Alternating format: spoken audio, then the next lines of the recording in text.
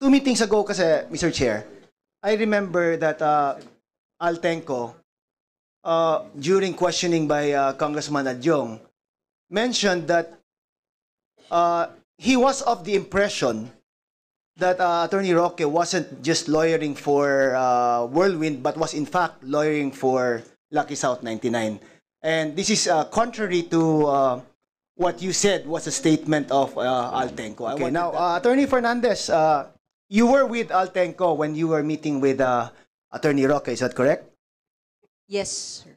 And do you remember two meetings ago that Altenco also mentioned that he was of the impression that Attorney Roque was lawyering for Lucky South 99 and not just Whirlwind. Is that also correct? Yes, sir. So he said that, correct? Enzo Recto, kalaban ang katiwalian at kasinungalingan, kakampi sa katotohanan at kabutihan. Congressman Keith Flores, you are now recognized. Thank you, Mr. Chair. Mr. Chair, earlier while I was listening to Attorney Harry Roque, he was saying that he was never involved with Lucky South 99 other than to accompany Cassandra Leong to the PAGCOR. Is that correct, sir? Yes, Mr. Chairman, I accompanied Cassandra as an officer of Whirlwind, as in pursuant to the documents that I submitted today before this committee, she signed as corporate secretary, sir. And your participation was limited to that purpose lang, no? Yung negotiation as to the payment for the fees that were not paid.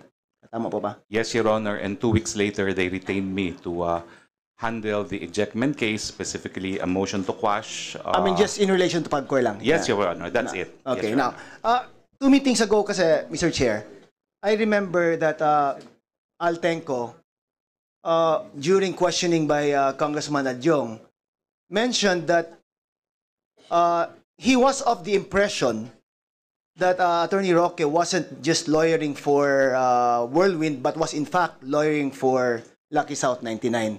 And this is contrary to what you said was a statement of Altenco. I wanted that to be clarified po sana. He was wrong because at that time po that we met, and Attorney Jeza Fernandez can confirm this, on July 26, 2023, the official representative of Lucky South with PAGCOR was Mr. Dennis Cunanan. Okay, now, Attorney Fernandez, you were with Altenco when you were meeting with Attorney Roque, is that correct? Yes, sir. And do you remember two meetings ago that Altenco also mentioned that he was of the impression that Attorney Roque was lawyering for Lucky South 99 and not just Whirlwind. Is that also correct? Yes, sir. So he said that, correct? Yes, sir. Okay, now he just said that. He just said yes. Are you of the impression that he was lawyering for Lucky South? Yeah. He said yes. Yes, correct. Now, you were also present. Was that also the same impression that you shared with Altenco? I am not one to assume, sir, but the topic of the meeting that we had with him, sir, was really Lucky South 99. And what was specifically the topic as far as Lucky South 99 is concerned? It's about the arrears of Lucky South 99, which were not remitted to PAGCOR, allegedly because its authorized representative did not deposit said amount to PAGCOR's account. Okay, now, you also heard Attorney Roque parang downplayed it kanina eh. Sabi niya, it wasn't for the renewal naman of the permits because the permits was still good for a few more years. That's what he said. But why would then he meet with you guys if it had nothing to do with the permits of Lucky South 99? I think in addition to the topic of the non-payment of arrears of Lucky South 99, it was also that period when we already released the new guidelines for internet gaming licenses. So Lucky South, the Miss Cassandra Ong would like to reapply, expressed her intent to reapply under the new framework, and that she was informed that she has to comply with the requirements and to pay for the arrears before the application may be processed.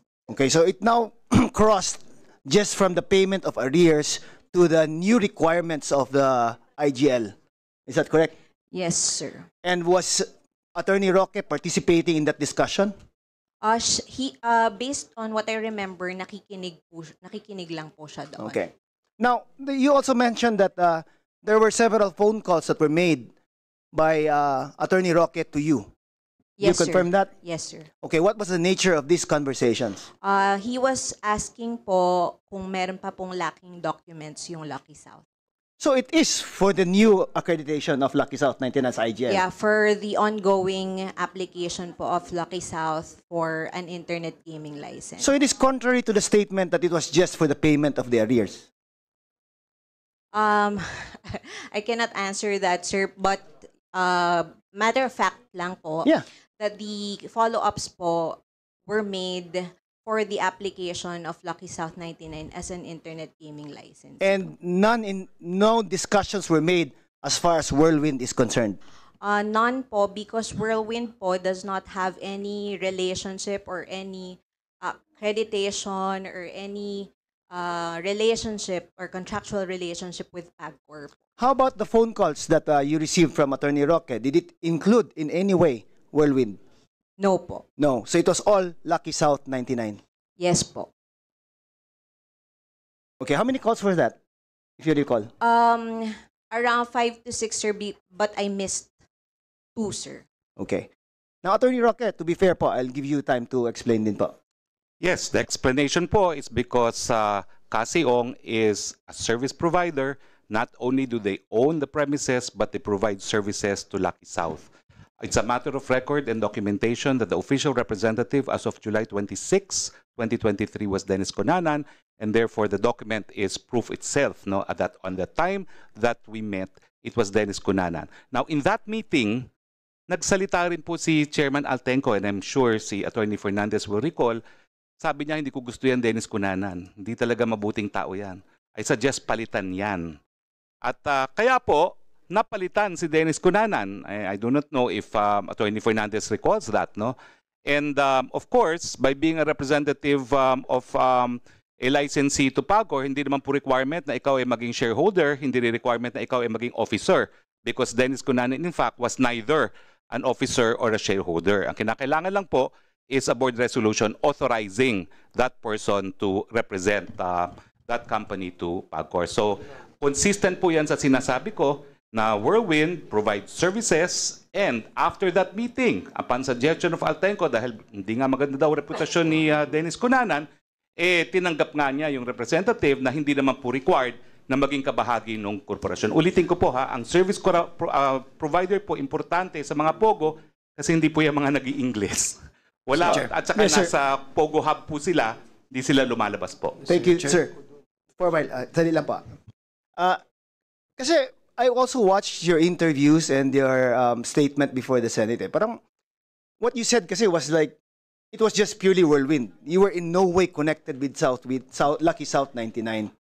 But but you also heard Attorney Fernandez na sabi niya na from all intents and purposes, ang appearance that you were giving was that you were asking about the renewals, the requirements na nga for Lucky South 99. Now, how is that related to being just the lawyer for the service provider? Madali po explain. Sige po. Kasi yung kliyente ko na Whirlwind acts as an agent for Lucky South. So it is an agency. Yung service provider po, in effect, is a contract of agency. Siyang gumagalaw para po sa Lucky South. So when I represented the Whirlwind, it is because I was representing an agent of Lucky South, but not Lucky South. But I state under oath, as a former member of this House, as an officer of the court, I have never had any dealings with any officer or stockholder of Lucky South. Kaya nga po, alam niyo naman ang attorney-lawyer relationship, it's the highest fiduciary relationship. Hindi ko po talaga po pwedeng akuin na kliyente ko siya, bagamat sana po kinuha ko dahil tingin ko makakwash ko yung raid sa kanilang premises. Yun po yung sinasabi ko sa Senado dahil mali po talaga yung mga ginawa dun sa raid na yon. Kung ako'y maniningil ng 10% contingency on the basis of the value of the land, yayaman na po ako, no? Yes, pero ayaw po nila ako kunin. Siguro po kasi ang impression nila kapag may problema na ang gusto nilang kunin, isang abogado na malakas sa gobyerno at hindi po kritiko. Okay po. But please understand din po na from what Attorney Fernandez is saying, I mean from someone who's listening lang po from what she was saying, is that it's no longer just as a lawyer for Cassandra Leong eh. Kasi you're now asking about the requirements for the renewal of the IGL. So parang it's no longer just a service provider.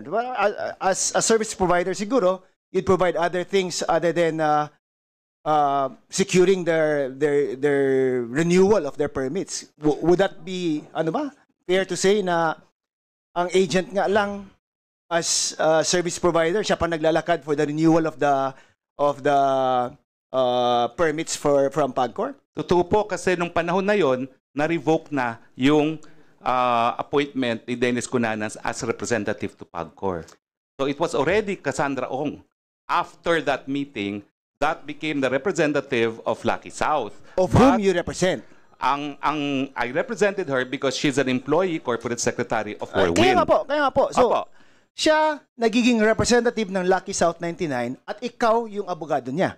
Tama po ba? Well, abogado From po your ako. explanation po, ngayon. Well, ayun po, dahil ang Whirlwind nga po ay ahente. No. It was Cassandra Leong who was the agent of, you said, di ba? Sabi mo, pinalitan niya si Dennis Cunanan. Siya na ang naging representante ngayon ng Lucky South 99. At ikaw yung abogado niya. So, you are now lawyering for a representative of Lucky South 99. I Correct? disagree po. Kasi po, ang Cassandra Ong was there as part of Whirlwind. So I was representing for Cassandra Ong of Whirlwind, acting as representative of Lucky South. That is a more accurate po. And pursuant to the laws of agency Isn't that po. like stretching the definition na rin po? Hindi naman po. Kasi Okay. kung ako po talaga yung nag-lawyer for Lucky South, ang tanong ko, wala pong masama doon. Pero ang punto, hindi po talaga ako Sino po? nag-lawyer. Hindi lawyer for Lucky South 99. I'm just saying, na as you said, Cassandra Leong replaced Dennis Cunanan as the agent of Lucky South 99. And you are the counsel for the representative of Lucky South 99. Yun lang po. I'm not saying na Well, directly to Lucky South 99, but of the agent of Lucky South 99. I was representing Cassie Ong of Whirlwind. That is correct po. And I confirm that. Secretary Roque, I think yes, ma'am. you will read the rules a while ago. Yes, Please follow the rules. Address the chairman. my apologies. My apologies po. It's just that it was an animated discussion and a friendly discussion. After all, he is also from a province of my relative who is now governor. Yeah, yes, sir. Yun lang po. I was just confused. Para I wanted it to be clear lang. Kasi I think Altenco should be here para at least naman lang to clarify din yung statement niya. Kasi doon nga ako nalito Kasi when he appeared 2 meetings ago, he categorically said kasi na he was of the impression that you were lawyering for Lucky South 99. And contrary to what you were saying also, Mr. Chair, that he never mentioned or he denied that you were lawyering for Lucky South 99 po. May kulanong salita na ang ibig sabihin dito ay ang pagkakaisa. Bunyog Party List. Halika na, Bunyog Party List ka na. Halika na, Bunyog Party List ka na. Sa susunod, ang atinang suportahan, Bunyog Party List, nagtataguyod ng katotohanan, lumalaban para sa bayan.